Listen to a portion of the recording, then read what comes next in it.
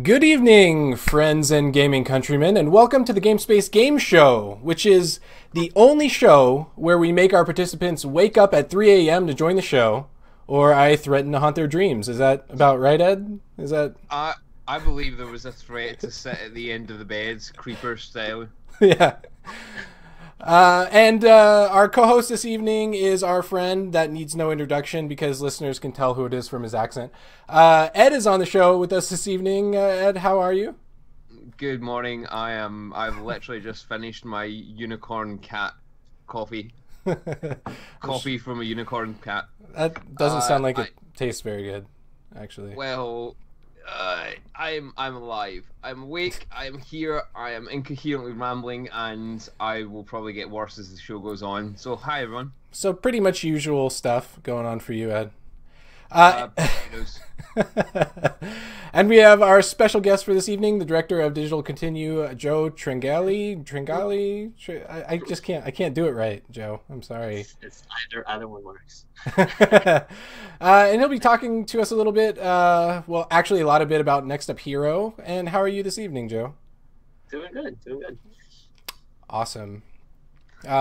Well, before we get into all the action, and I mean action because I'm going to be streaming the game a little bit as we talk. And Ed, you're totally prepared with all these questions and everything, right? That because we have so many of them. I have a bag of words here on my right. I'm just shaking, ready for the show. Hold on, where is it? See that this is my bag of words. It's not a laptop at all.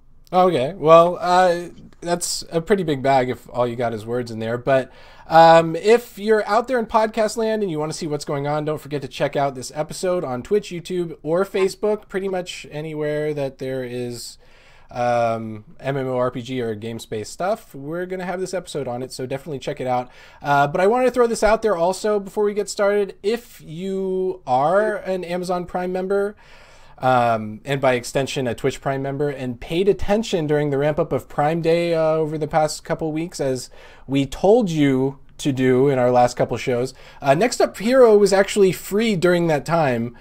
So if you claimed any of those games, or you claimed all of them and you weren't sure what you were getting, this game is one of them, so lucky you.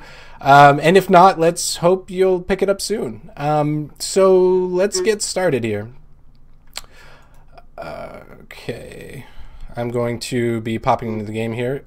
So, Joe, let's start by you telling everyone a little bit about what Next Up Hero is and what kind of game it is, I mean. So it's kind of a mix between a twin stick and a traditional action RPG. So, Okay. You pretty much go around, fight monsters, complete sort of levels, and when you die, your body stays there for the next person that goes in the level. Awesome. And what brought you to think about making a game like this? I kind of wanted to do a game where everybody sort of played together, but they did it like one person at a time. Mm-hmm. So Aspire, the publisher, actually came up with the term community continue, which kind of fit it pretty well. Yeah. Just wanted to do a game with sort of that mechanic, something fun, accessible, but at the same time really hard, since death is sort of one of the core mechanics of the game. To enable the community to get further, the game sort of had to be hard. Yeah. So really embodying the capitalist agenda there, standing in the bodies of your fallen friends to reach your goal. Yeah, well, you bring them back, they help you. Generations later, you're rich, and seems entirely reasonable. The game's changed quite a bit. So I got to play it in beta. I did kind of like a preview of it for GameSpace. And since then, I mean, you guys have added a ton of stuff. And of course, I couldn't keep up with every update that you guys did, simply because we're always bombarded with tons of things that we have to get reviews out on. But I was just really impressed. So it looks like one of the things that you guys have added, I'm not sure when you added it, but you kind of added like a leveling system now. We did, yeah. We added we added a leveling system for Prestige, which actually allows you to utilize the second system that we built, which was like equipment. Okay. So we added sort of an item system, and as you level, you just get the ability to equip more items. We got some great feedback in beta that people wanted to be able to equip more than one of the sort of the stolen enemy abilities that you can equip. Right. And so now when you max out your character, you can equip 2 abilities at the same time. That's awesome. Well, I mean, one of the things that I mean, just in that same vein, what other ways do you think that, or the community, as you said, they were very involved in how you kind of planned and created your game. So in what other ways has the game evolved over time? I think the biggest single improvement or sort of community-driven feedback was the online co-op. So we had like a very basic online co-op. Like it was basically just watching, a little bit of helping. You could kind of jump in and do a couple things. Mm-hmm. But basically the community was like, this game, it'd be perfect if like you actually could go on and do like full-on online co-op. And so there's a lot to put that in because it wasn't planned for. It's like I feel like we kind of put the first thing in as sort of like a extra fun thing, but right. Doing like real online co-op is a big deal. So, but I think it's everyone in beta wanted it. Like everybody that plays live, like I can't imagine the game without it. So I think that was probably the best piece of feedback that we got. So it's something that a lot of people don't seem to realize, or certainly it's something that maybe a lot of gamers don't see, is that putting online in or online co-op certainly in for an indie developer can be a big deal. Netcode can be problematic at best, and it can take a lot of time and be difficult to get right. How did you find actually getting over those issues with netcode? Was it a real time sink, or did you find it particularly easy just to roll with?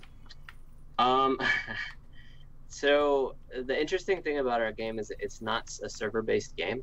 Mm-hmm. So we built the whole game, and it's basically just like peer-to-peer. And so, there's just a lot of pieces of doing co-op and doing it well that assume that you are like a server-driven, server-based game. Yeah. And so, kind of having like, the sort of doing it in the context of peer-to-peer, I think was the biggest challenge. But yeah, I mean, it's like I wish there was a button you could press. Add online multiplayer to your game and have it work. Yeah, it's one of the most consistent things that you tend to see with reviewing indie games, is that, especially in early access, is that the community will go, "Oh, can we have online?" And a lot of the time, communities that feedback won't necessarily understand that online can be very, very big, very time consuming, not always successful endeavor. And it's not always, if it's not planned for us well, it can it's not always going to be top of the list. So it's really impressive that you've managed to add that in, and that it's not a complete, well, in fact, it's impressive that anyone can add it in an indie standpoint. It's not a car crash, but it's it looks like it's been like you say, it's been really successful and integral to the success of the game. Yeah, thanks.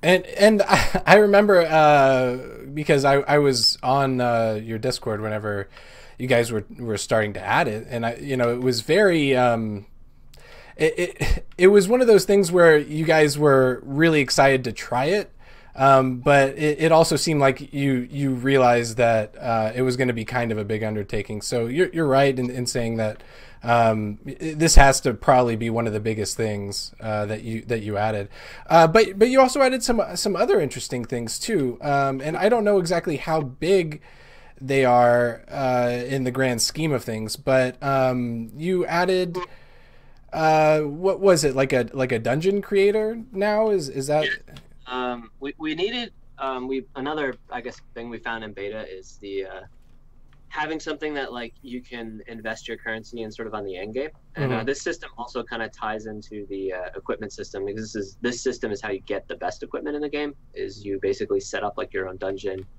choose the the monsters you want to boost, the levels, the modes, the difficulty, and this all sort of costs you currency. But what it does at the end is it generates like an item, and if nobody beats your dungeon in 3 days, like you get the item. But if cool. person that actually beats your dungeon, like they get the item.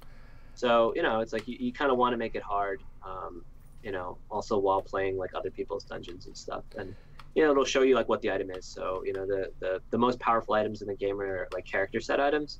And so if you're missing like one piece of character set item from one of the characters, like you can look and browse the menu and see if there's any dungeons up that actually generate that, kind of focus your attention. That's really cool.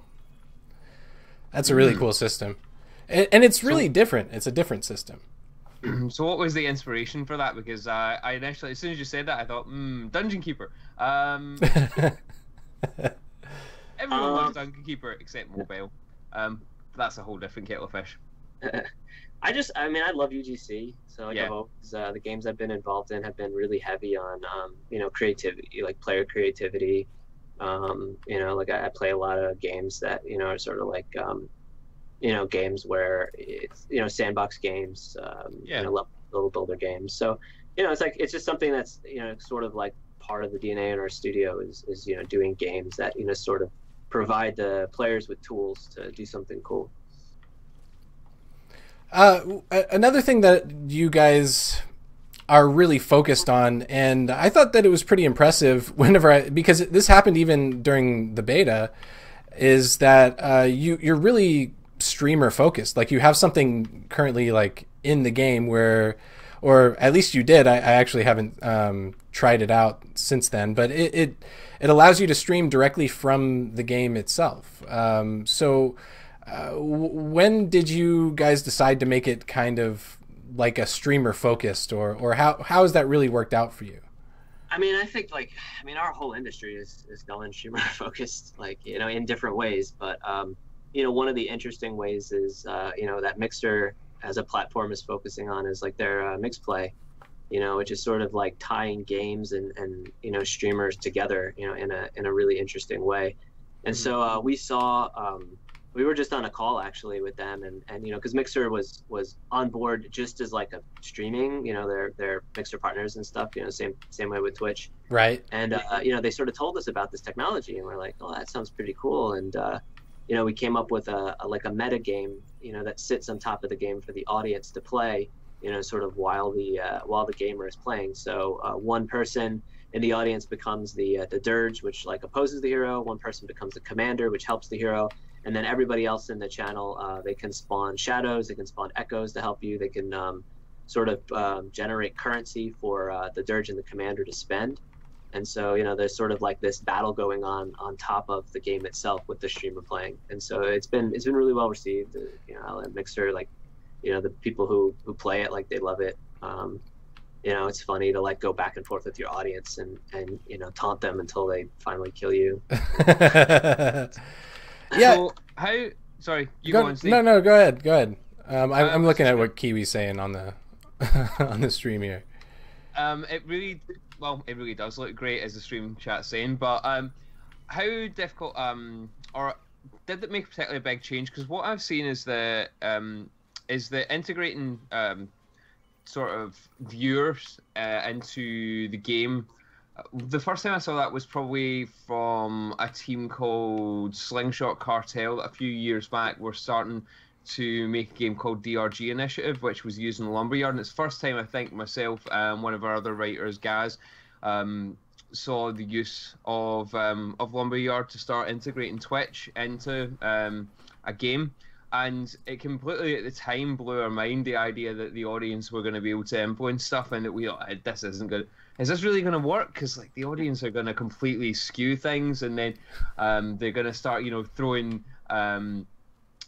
matches of this competitive game, and it was, but yet somehow it seemed to work without any problem, and that they worry about making the game, then balancing it. Did you go through a similar sort of thing? It was to trying to find a way to integrate those kind of that interactivity with Mixer without completely breaking the game?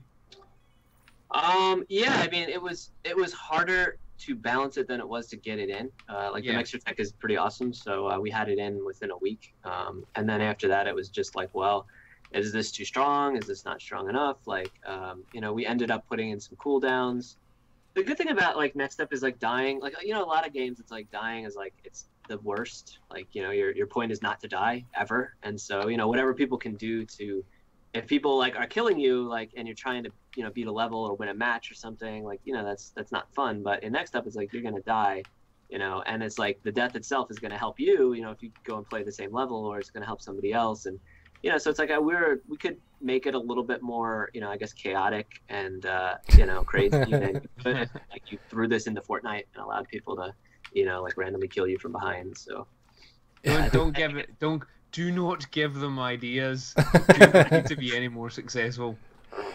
Well, another interesting thing is that the game is already extremely tough as it is. So adding that in is really interesting. One of the things that I also noticed, and I think it was on Steam, you kind of mentioned that it was like kind of like a Gauntlet inspired system, which Gauntlet in the arcades, I mean, it was kind of the same thing. You knew you were going to die.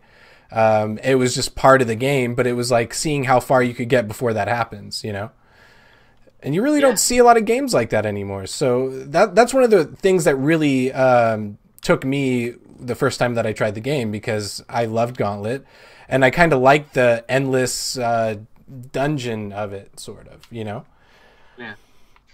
So so do you is it kind of like that? Like you wanted it to be very Gauntlet-ish, and if so, will there be a wizard, and what color will he be? Because that's very important for Gauntlet fans. Wizard. No, well, yeah, like there's no real magic in the spoken world, like Right. the IP behind it.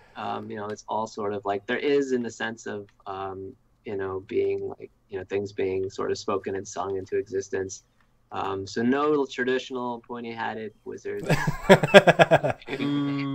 That's fair. That's fair. They have some really cool characters, which I mean, that's important to note. Like the character that I'm playing, Paladrin, he's what would you consider him to be? I mean, is he like the basic like he's middle of the road character? Yeah, the only character that does melee and ranged. He has the shield throw and the and sort of like the melee attack. It was actually our first character we ever made. We redid him art wise, but functionality, like, he's the first character we made. So yeah, he's kind of the foundational piece of the heroes in Next Up. And So there's in some pretty terms cool of ones. yeah, I was gonna say, so in terms of those that, for people that have picked this up on, say, their Twitch Prime and haven't necessarily played it, what other sorts of characters are there? Because if you're watching the stream right now, you can see Steve scurrying along, and he hasn't died yet. Go, Steve. I'm getting close though. I'm getting closer with each level. With his pointy sword, but and his ranged weapon. But what other types of classes or characters are in the game? So we have the basic, like, we have a gunslinger, a typical, like, a heavy, like a ranged user. We have an engineer type character, which is really interesting, drops turrets, and also has like a charged up, like, a bomb he can set. We also have some like unique characters that don't fall in the archetype. We have a character, Symposer, you know, that has drums, and basically she'll suck in enemies and then sort of punt them out, almost like a rhythm minigame. Like, they'll come in sort of at a different speed. We have a sort of like a defensive character that'll throw his shield down, but the shield itself will kind of stay at the map, so you can basically create sort of this defensive wall. And you know, it's, in addition to sort of like the wall sort of pulses and does damage, you know, it also blocks some of the more difficult enemies in the game, the ones that sort of teleport around, charge at you. Oh yeah. So he's a real interesting character. We have a boomerang character. Let's see, who else am I missing? You've got a rogue character. We do. Vale's really cool. She kind of goes stealth and then can pop out and do some backstab damage, right? I remember that was our first like MMO nerf moment, because we released her. She was way OP. And, people were just like clearing ventures themselves, like going like 50 levels, never taking any damage, like destroying everything. And so there was a combination they found with the teleport and the backstab, and so people weren't too happy. We had to take her down a notch. So talking of nerfs and having to make changes, the game's obviously, how long has it been in development for? Or how long was it in development for? Sorry? It was about a year and a half from the start to when we released. A little bit less than a year and a half. Cool. And what was the biggest change you had to make at the end of the day, or was it that mega nerf? The biggest like balance or character change. Yeah, I mean probably Vale. We did. It's interesting. Like, so the game has no healing, and I never wanted it to have healing, but there was a point where we kind of implemented it to see, and this was very. I think it was like right when we released the beta, so it was like last summer. And there was an ability you could get that would regenerate your health, like a kind of like a lifesteal. And we saw everybody that was the only thing they used. And so like, that just validated that, like, look, the game was designed without healing, it's not going to work. And so we had to take that out. But I think that would have sent the game in a very different direction and kept it in. That also brings up another interesting question. So one of the things that I really like about this game is that each level, it's you'd have to explain the difference between like ventures and then the levels of each venture. But each level kind of has different modes as you go, like different things that you have to complete and accomplish. Like, for example, you have one level where like the sky is falling and you have to dodge falling rocks. Darkness was a big one whenever I was playing before, one that people hated. Many people did not like Darkness. I didn't hate it, but it was definitely the level that I died on the most. So what modes have you added or changed? One of the fan favorites at the time was RPG mode, which it looks like you kind of turned the whole game more RPG-ish. But people like that one because that was an opportunity to heal a little bit, it seemed, as you leveled up. And I think that you guys changed that too. But what have you guys changed or kept in the different modes for the different levels? Oh, Darkness is my favorite. I feel like there's some stuff that people got kind of upset about before they really got into playing the game. And like, Darkness was hard, but I think there's some other modes that were a little bit harder than Darkness. So Darkness, we extended the light radius out. We sort of added more of a glow on the echoes that were dropped on the ground. Actually, we had a mode in that never saw the light of day. We were experimenting for a little while with combining the level modes together, and so we have one hit, which obviously, like, you have one hit point, you die in one hit, and the enemies have full health. Yeah. And so we had one hit Darkness, which was dark. And, no. It negatively received by everyone. I mean, one hit in itself was not easy, and then to add it in Darkness, I mean, I don't see how that's possible. It's possible. Very slow, very careful, and that was a big reason why. Like, the pacing, it was too much. Like, I mean, there's some levels with 80, 90, 100 enemies, and like you kill like 90 of them, and you're down to like the last 10, and a topper comes out of nowhere and hits you and kills you. Like, oh yeah, probably a shelf moment for most people. It went easy, but so RPG is fun. I sometimes I wonder, like, do people know we actually did like 8-bit style level, like the music for it is like more, like way more like retro. But sometimes like nobody's ever said anything like in Discord or said anything about it at all, just when you're in RPG mode. So it's like a classic like RPG leveling. So I don't know, maybe we didn't make it distinct enough, but we have that. Like Mayhem is fun. Mayhem's like my favorite. It's like you have one health, but everything has one health. And we were thinking originally, this is kind of one of the ideas we were throwing around of that's the game, it's like there was no hit point, like it was just one health and everything was one health. But it really kind of limits what you can do with characters, equipment. Like it's really limiting. So we didn't go in that direction, but that's one of my favorite modes. And then the timed modes are fun, strategic. Knowing like it's sort of, when you watch the more experienced players, they sort of have like a cadence and a pace to how they play. So it's like the better you are, the faster you can go, and I think that the time levels kind of reward that, because you're getting tokens. Your time is always running out, and how fast you kill things impacts how quickly you get those tokens to kind of keep your time from expiring. Yeah, and our deceptively brutal team. This is Escape the game looks incredibly. It looks so cute and so becoming, and then you talk about development and you're just like, yep, we're gonna blind everyone and give them 1 HP.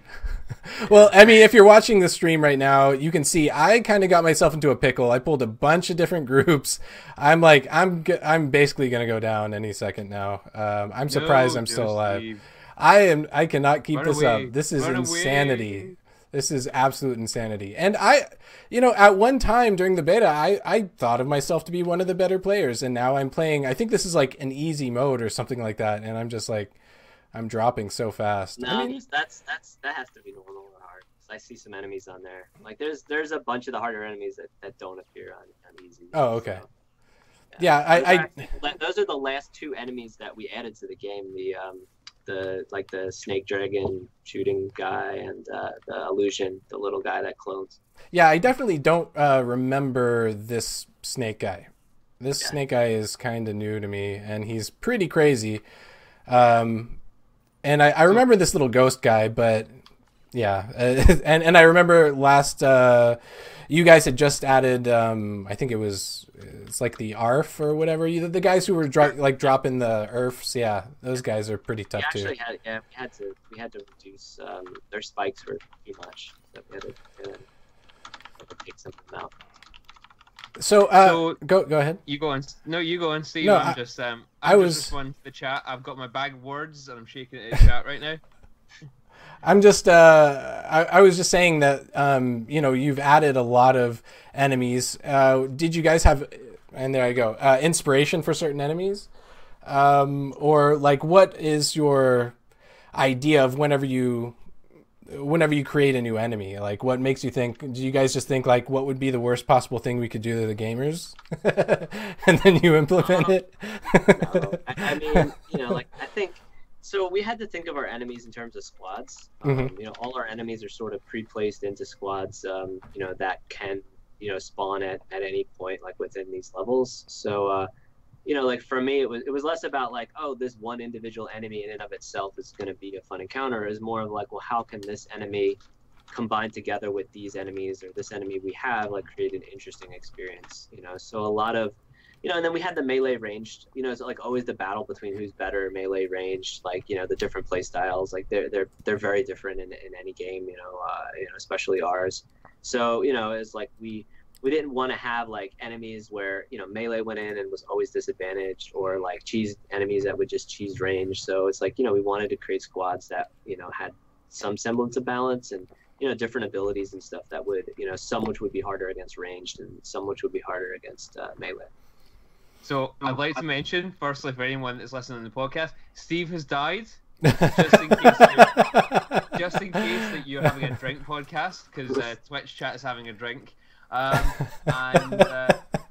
Twitch chat has also asked essentially, while we spoke earlier about you've actually got Mixer integration, have you considered, or did you consider Twitch integration? Sorry, I'm jumping back slightly here. No, I was actually going to ask that same question, but we kind of moved on. We have it. We have everything. It's just, it doesn't like, it's not that exact type of mode, just because Twitch doesn't really have like the whole interactive system. Right. Yeah. But you have all the commands. You can spawn shadows, echoes, you can heal, you can spawn, you can vote on the next level. There's a whole bunch of commands at the nextuphero.com website. I would just have said Steve's doing it wrong. Or that. I'm actually kind of glad that nobody knew what was going on in our Twitch channel, because I definitely wouldn't want them to mess with me if it was possible. If someone out there knew how to hurt me. Missed opportunity. Yeah.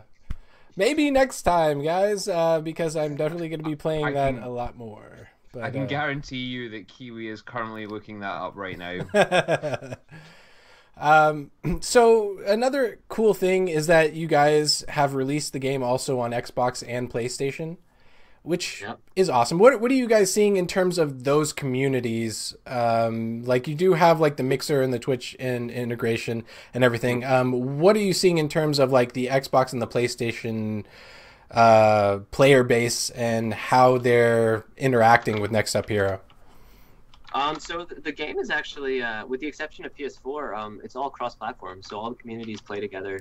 Oh, so, cool. You know, for us, PS4, Xbox, eventually Switch, Twitch Prime, Mac, like, you know, that's sort of all the same community to us. So, you know, we've had, we're in Game Pass, so we have Oh, really? a lot of Xbox users, you know, and, but, you know, everybody's been great so far, you know, working together. There's a community event right now. Like if the community, I think, finishes 1,000 ventures before the end of July, everybody gets a equipment set piece. Whoa! So, That's pretty cool. Sort of That is really that. cool. Yeah. So with all that going on, now that you've got Switch releasing, when is it releasing? Or soon. That's all we need to know. Have you guys thought about, because a lot of games are doing this now, have you thought about making like a mobile client as well?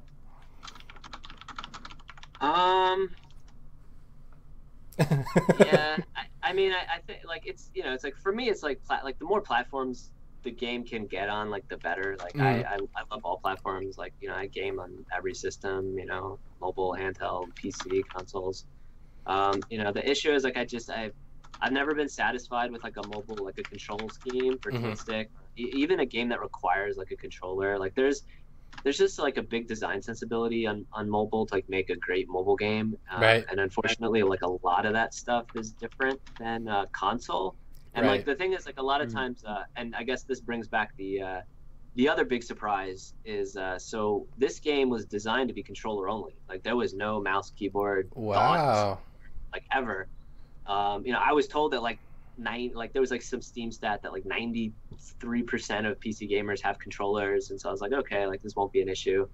And then we released it, and it was like the #1 complaint for like 2 weeks, where people are like, I hate this game. You don't have like mouse and keyboard, like, and we were like kind of blown away at like just how passionate the people who want to play mouse and keyboard are. So like we went, we added, you know, but it's like it's twin stick, and it's also was never designed to have it, and so obviously, you know, like the controller is still the way to go. Yeah, and that is how I played it. I used my Xbox controller because it just feels better to me as a twin stick. Yeah, I mean I don't see how you could. And I tried to play it otherwise, and it just wasn't happening for me. But and so tying that back into mobile, like, you know, there's, you know, PC, like the mouse, like the whole concept of like mouse clicking and touch and stuff, like you can tie those things together sometimes, but control games that are like very twitchy controller based, yeah. I mean, I had like some, like way back in the day, you know, I was thinking about Next Up, because we were thinking about mobile, and you know, doing a game where, you know, basically, and if you notice, the aesthetic of the characters is rounded on the bottom, and the reason is because originally we were thinking of mobile, and the characters it was sort of going to be like a Ricochet type game, where the enemies would be set up, and like you would sort of like pull back, and you would slide your hero, and they'd bounce around the maps, basically like take out, and you could like, you know, sort of do your special, like sort of pause it mid swipe, and there's just a bunch of stuff, and you know, so that was I mean, old school pre game concept. I mean, it's a fundamentally, I don't think the game would necessarily. You're right. I don't think. I mean, obviously, you're right. You made the game, but fundamentally, the game wouldn't necessarily work on mobile. It's the weird thing is that complexity of games on mobile really leads to your control interface, and like how difficult it becomes to really get a responsive or fulfilling game on a mobile platform. Like, it's not necessarily the case to say that something that that has deep systems won't work, but something like RuneScape Classic, for example, works relatively well on mobile, because it's the sort of game where, you know, it's a you just click. It's all you tend to do for the interface. So although it's got relatively deep systems underneath it, it's never been the sort of game where you need to do much more than click to do anything, so it works really well. Whereas a game like, from a personal standpoint, like Revelation Online, where it kind of you could just auto the whole thing because the interface was far, far too complex for a mobile platform, means that it becomes a relatively unfulfilling experience. Whereas something that was relatively simple, like RuneScape Classic, was just kind of like it's a fun game to play on mobile because the systems to interact with it are relatively straightforward. Whereas Next Up, I think, like you said, it's far too twitchy to be able to play on something like mobile, and it wouldn't necessarily work in that respect. So I think it was probably a good plan not to go that way. Yeah. But well, there's no triggers. I mean, that's the big thing for me. When you're playing with a controller, you're using triggers. You can't trigger on a mobile device. I now that you mention it as you're talking about it, I'm thinking like, it really is like a game that you would want to use a controller for, and you really, unless you have a controller for your mobile device, which I do, but I'm not going to carry it everywhere with me, it makes it extremely tough to find a control scheme that works well, right? Yeah. So good thinking on that point. If anyone in the Twitch chat can just go ahead and just create a clip of Steve playing his air maracas there, that would be fantastic. I do. Podcast, Steve was showing us how to use triggers. So Don't tag me in any of those clips, please. I do not want to see myself. Air maracas. So one last thing before we move on to our next segment, and that's going to be the bosses that you guys have, because I was not fortunate enough to get to any of the bosses. I mean, I got to the mini bosses. I had plenty of those, but the actual like big bad bosses, what did you guys... I would say that for me, whenever I first started in the beta, I did a little how-to on completing Madcap, and it's been getting a lot more views lately because people are still having trouble with that boss, it seems. So what did you guys think of whenever you were creating these bosses? And I mean, what other bosses have you added as well that are kind of like, that people are just blown away by, like the way that you have to beat them? So I think, personally, I'm a long time WoW player, and so I feel like WoW has there's just a treasure trove of cool mechanics and stuff, from World of Warcraft, and so for me, inspiration wise, like with bosses, like as I try and do things that have learnable mechanics, and then try and put in sort of like random elements that change sort of each phase, and sort of means you just can't just robot through, you actually have to sort of be paying attention, moving around, so that was kind of like the background, I think, behind the bosses. Like dev wise, man, bosses are hard. Bosses are always the dev cost of doing a boss is like so much other stuff, especially if you want to do a boss that is doing things that are different than like what the rest of your game is doing. And we actually had a boss that we ended up throwing out and replacing, which was it's like dev cost that doesn't even nobody even gets to really play it. So wow, bosses are tough. Definitely. We just wanted to go with things that people could understand, like the Madcap thing. Like I think it's pretty simple. It's like which one of these is not like the other. Yeah. But I guess like the rest of the game isn't really like that, and so I think people when they go in, they're just, it's like the first time that we don't sort of tell you what to do or where to go, or so I think people are like, I'm hitting this, like I hit everything in the game and it dies. Like, why aren't hitting these things? Like, why isn't it dying? And so then they go to YouTube. Basically, and we do without YouTube on the internet. You remember the day when we used to buy guidebooks? It used to be a thing, like game guides. Yeah, dude, I remember the time you used to have to call a phone, like an old phone with like the rotary thingies, and was like $1 a minute, and like, oh man, and they talk really slow. Yeah, surprisingly, I was not allowed near those. Plus, you couldn't do it if you're trying to play online at the same time. Well, nowadays probably, but back in those days, you didn't really. Online. It was yeah. like you called your friend, or you like waited for Nintendo Power to like come in the mail like a month later. You're just like, oh, I can finally get past this boss. Oh man, I miss Nintendo Power. But that's kind of ironically one of the great joys of having. Not that we're broadcasting for SwitchSpace.com or anything, but it's one of the joys of having a game on Nintendo Switch is you can take it around to your friends really easily. I mean, it's really and make them do really it so you don't have to. Yeah, exactly.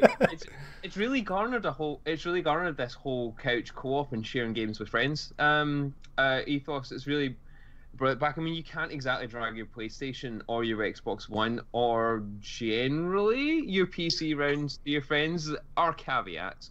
But man, I log a gaming laptop every day to work, and man, that is not a fun experience. But the Switch is just like you can just get the game on the Switch, take it to your friends, throw it in, and have a game. It's an amazing piece of kit, and it's great to see the game going onto the Switch for things like that. Well, and that brings me to one more question before we get into it. So, will I be able to carry over all my stuff from like the Steam version to my Switch version? Like because I am definitely going to get it on the Switch because I have to, so I can take it everywhere with me. So, if I've been playing on Steam, will I be able to keep my stuff on? I mean, they're different accounts. Oh so, no! The communities themselves are crossplay, but the actual like account itself is different. So it's like Steam and. That's fair. That's fair. It's good to know that up front. I mean, it's not going to stop me. He says that he has to get it on Switch because he wants to take what he means is it's mandatory. Writing for GameSpace that you have to have a copy of everything you own on Switch as soon as it's available. Oh man. That's a good policy for game developers. It's a hard time, but we just deal with it. Yeah, Switch is great. Like you just gotta give Nintendo credit. Like they don't give up on things like like the whole couch co-op thing. Like years ago, like everybody was like, oh, this is dead. Like everybody plays online. Like that's the new cool thing. But Nintendo, like they've never really abandoned that concept. And like, yeah, I hope it never ever goes away for reals. Like, it's like I have tons of fond memories of couch co-op, playing with friends and GameCube and SNES, NES, and and Switch as well now. Mario Tennis is great. Yeah. That whole conversation will dovetail nicely into the news later on.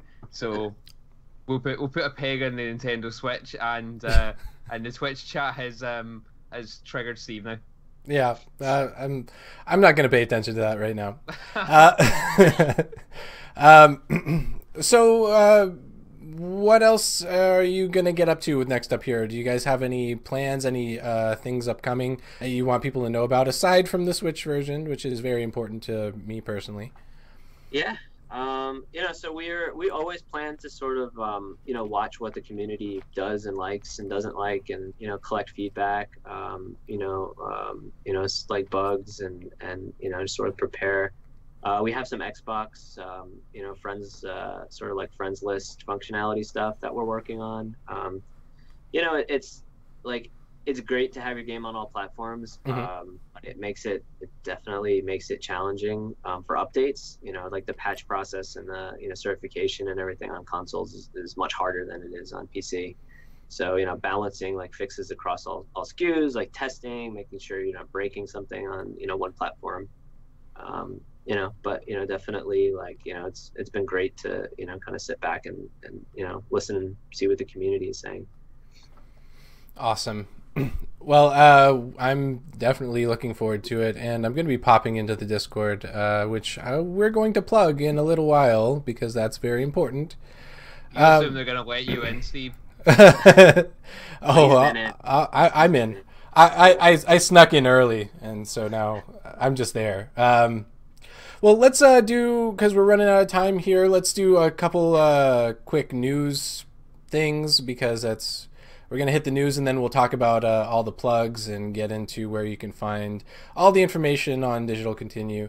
But news for this week, we've got 3 quick tidbits. This one is time sensitive. In fact, 2 of them are kind of time sensitive, I guess.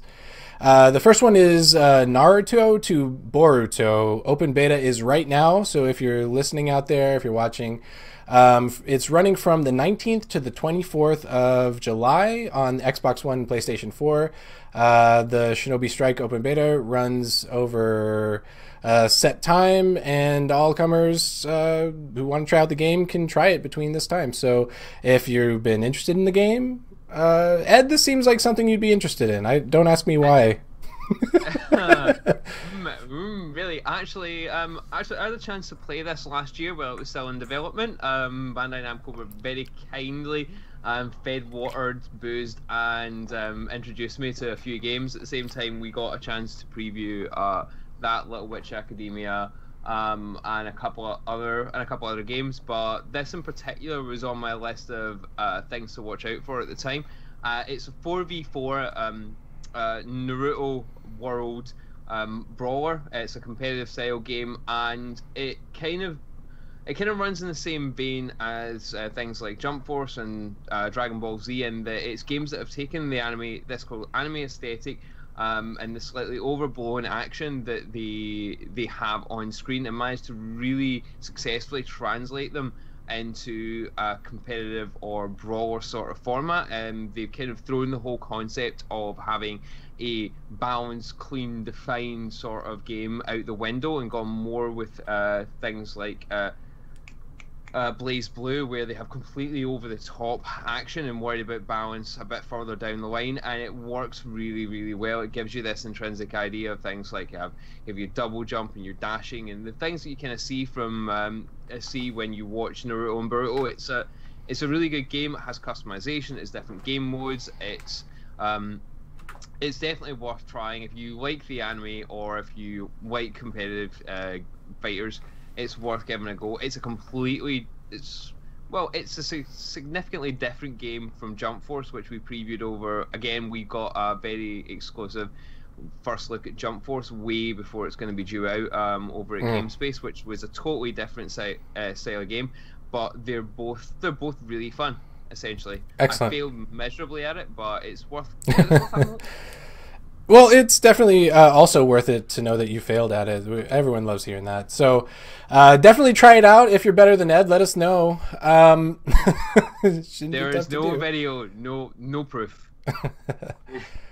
Another quick tidbit that's also time sensitive is the Guild Wars 2 Festival of the Four Winds returns July 24th. And of course, these festivals only last for a little bit of time. And I feel bad because I also write a column for Guild Wars 2 over at MMO, and I haven't been part of the Festival of Four Winds before. I didn't get to play it previously. Ed, have you gotten a chance? Brief synopsis of it, maybe. Okay, so brief. I'm carrying the news today. So. Festival of the Four Winds basically launched back. You say, have I got a synopsis of it? I wrote an article for another site. But it's so Festival of the Four Winds launched back in 2014. It was one of Guild Wars 2's very first seasonal festivals. Okay. So it revolves around a race of individuals called the Zephyrite, who are essentially fly around in airships, and They came to Tyria, the world of Guild Wars 2, and they brought in a load of games, a lot of mini games and lots of fun things to do and rewards to get. It, however, got canned. It didn't come back. It wasn't like many of the seasonal festivals. It got canned behind development time, the living world taking up time, expansions taking up time, and thematically it didn't fit to bring back celebrations while the world was under the heel of Elder Dragons and always on the brink of destruction. There's a respite in the current living story, and they're bringing that festival back. There are now tons of new games. There's going to be new rewards. There are going to be old rewards. It is the sort of thing that the community is in general. If you have not played Guild Wars 2 a huge amount, but you have an account kicking around, go and give it a play. It's not been back for years and years. It took a development time to bring it back, and the community has gone a little nuts over it. There's been a fairly positive reaction, so do give it a try. My favourite is an activity that's been on and off still in the game called Sanctum Sprint, which is essentially Guild Wars Mario Kart. Well, it sounds like it's going to be a lot of fun, so I'm definitely going to check it out this go-around. And you all should too, because it's only going to be here for a limited time. Guild Wars 2, Festival of the Four Winds. The last little tidbit of information before we move on to our plugs and what we're playing is the Culling 2 has been canceled just 8 days after launch on Steam. We did kind of follow it a little bit, and after launching, it dropped to just 2 players a day after release. Now the developer Xaviant is completely changing the direction of it, killing the Culling 2 and returning to development on the earliest version of the game, which is soon to be a free-to-play title. They are contacting everywhere the game was released, and they're giving everybody refunds. So if you have purchased the game, which may or may not be something that was possible, seeing as how it was only on the market for a short period of time, you will be getting a refund for the game. But people who are interested in it, no fear, because they are going to bring back something. It's sad that they canceled the game. I always hate hearing that something like that happened. But a good thing about it is that they're still working on something, and they're going to get it out to the players. So we're going to keep following that information. Did you follow the game at all, Ed? I blinked. Well, that was it. It was gone. Yeah. Like a bullet. I seriously, I was one of those things that you're kind of like, yeah, this is on the horizon. This is on the right. What? Yep. What? It's gone now. What? Who's Yeah. calling? That was a thing. I honestly, I wish I was more informed on it, but seeing as how I've dragged your ass through the news so far, yeah, I'm going to back out on this one. It's completely fine. But we will definitely keep our eyes peeled to see what happens with the culling, and if and when they release something, and if it's here to stay. So now on to our final segment. What are you playing in plugs? Ed, I feel like you're a busy guy, so what do you got going on? Let's start with you real quick. Okay, so we've obviously got the Guild Wars 2 thing. We got that going on right now. I'm currently knee-deep in Pool Party, which is a new game from Adult Swim Games, which has just come out on Switch, I believe. So I am currently playing through that.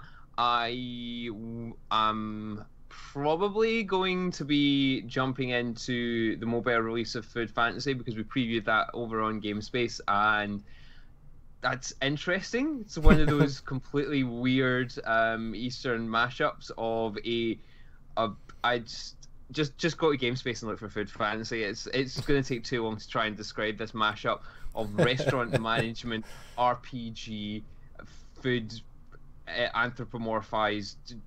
I have no idea. It seems like half the games that you play are anthropomorphized something or other, and I don't know why that is. I could play a game about anthropomorphized hot dogs and we wouldn't bat an eyelid. It's ridiculous. I'm sure that game's out there somewhere. So I'm playing a multitude of things. I'm still trying to get through another playthrough of Shining Resonance Refrain, because that's just got me hooked now. Since we reviewed that, and yeah, I've got way too many games. Other than that, I shall have stuff ongoing with GameSpace as well. So we got the Guild Wars 2 columns that we all do weekly between myself, you, Robin, and that's all that goes out on mmorpg.com. I'll have those reviews coming in, and I have a previously mentioned Guild Wars 2 interview about Festival of the Four Winds over at the Goshkia magazine, which we can never spell, which is why I've got it up on screen right now. So it's GAISCIOCH Goshkia, but I'll stick the name in. But it's the Goshkia magazine. There's an interesting interview with the devs at Guild Wars 2 about bringing Festival of the Four Winds back and the amount of effort that took to redevelop a lot of the game to do that. And then further on horizon, myself and the mighty Gazimoff have got Gamescom coming up. Oh yeah. Which chances are I will not be back on before that. Although I will be on, and I'll try to get Gaz on at 2:30 in the morning after it.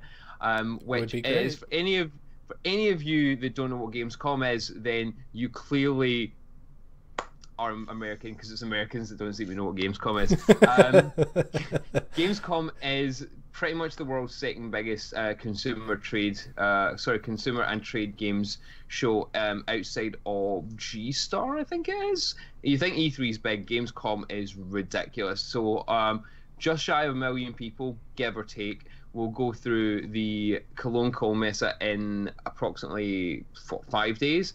And it is everything from trying to do business to business, which you will not see, to playing everything under the sun. It is 5 days of me and Gaz reviewing games and trying not to get absolutely shit-faced at community parties. Yep, good luck with that. Yeah, keep an eye out on all of the social media that GameSpace and MMORPG have for stuff that's coming up, stuff we think's interesting, and if we can get a Wi-Fi signal, maybe even the odd bit of live cam action. Wait, no, that sounds wrong. Never mind, no live cam action. And where can they find you, perhaps? Over at, so I am on the Twitters at Screenager, but with a weird spelling, so it's SCRWNAG number 3R, because some tool still has my name. And you can find my various stuff over at my portfolio site, which is characterselect, all one word.net. That's probably the easiest place to start from, and then find all my branching nonsense from there. Excellent. Love to hear it. And Joe, I know Digital Continue is still hard at work on Next Up Heroes, but what do you guys have in store for us? What are you working on? Are there any other projects that you would like to talk about, that you can talk about? Anything like that? I mean, so we have a project that we're actually going to be releasing pretty soon, before the end of the year. So our next game, it's pretty cool. It sort of follows in the vein of some of the stuff that, we were able to, kind of get a little bit of a taste of on Next Up.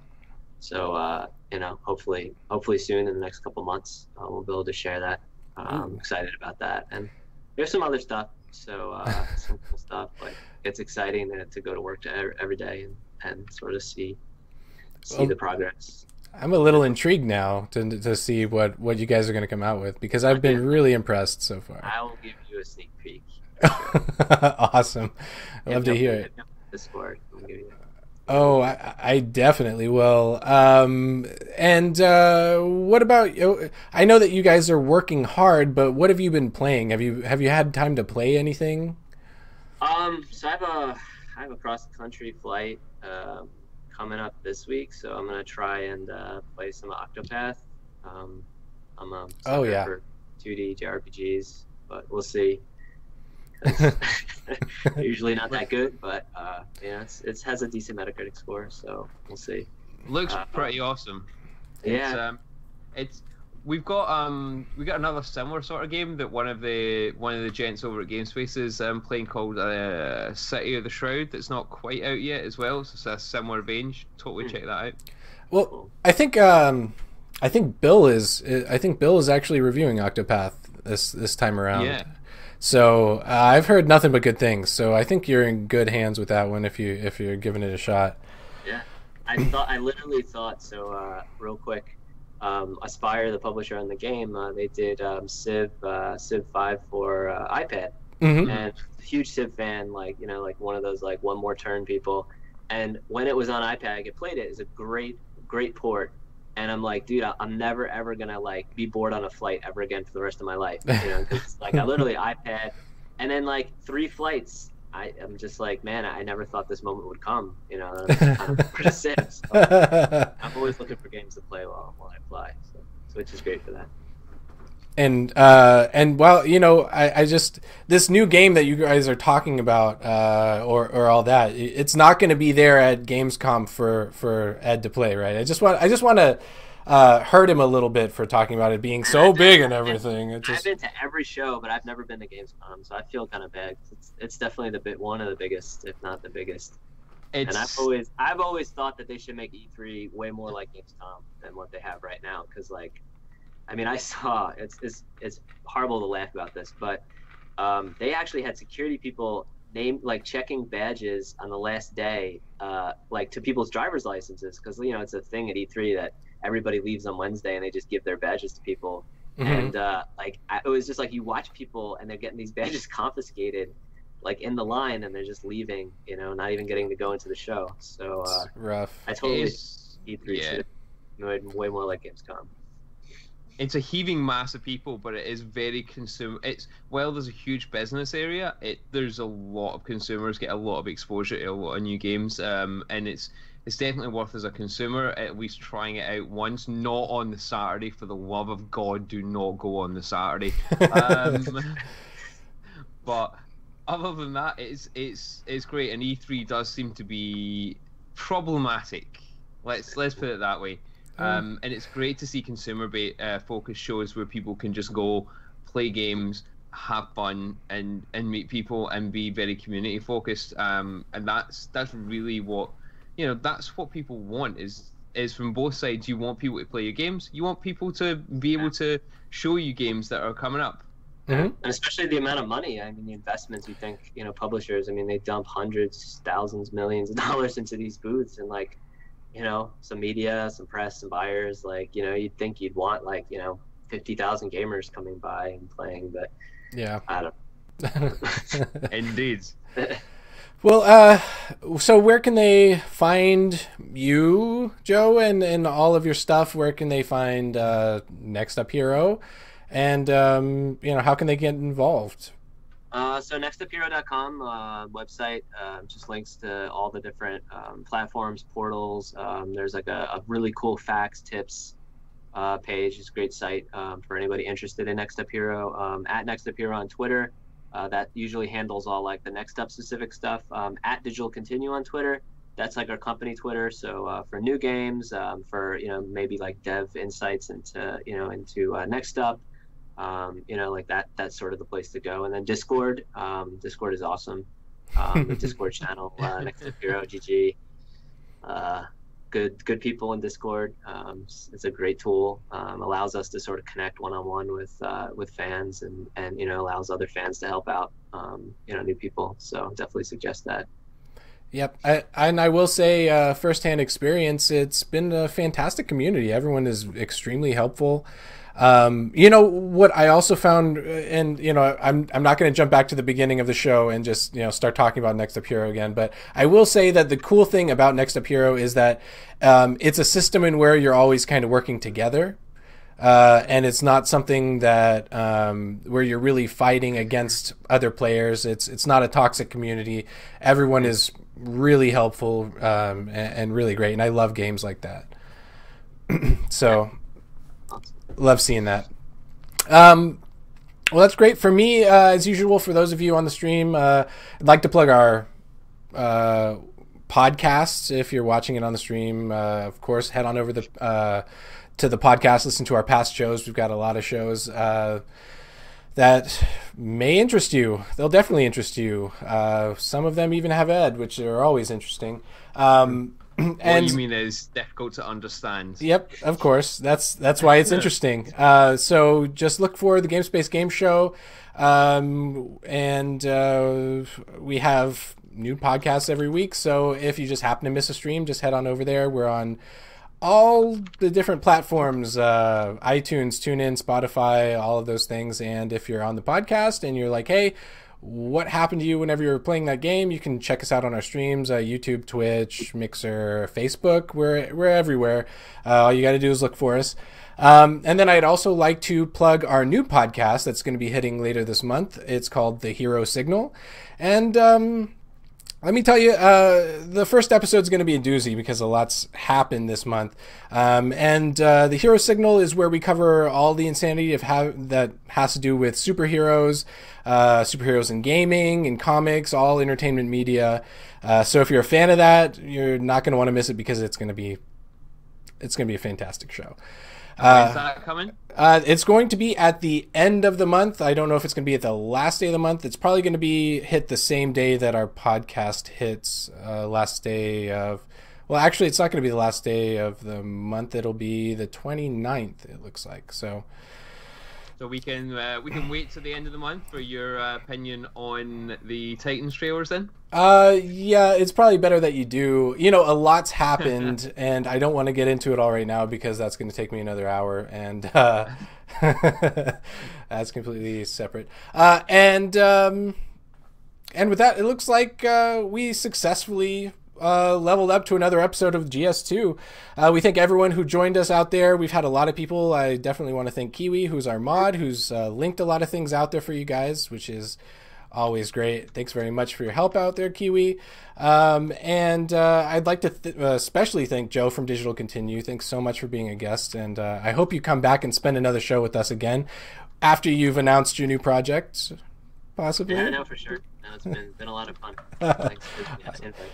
And as always, thanks, Ed, for joining us this week. Your dreams are safe for one more week at least, or until next time. They're being guarded by the little sleeping cat behind my shoulder there. Just like, it's 2:30. Nope. I'm not getting up to see the stream. Nope, not happening. Awesome. Well, thanks, everybody, for joining. And for everybody out there, we'll see you next time.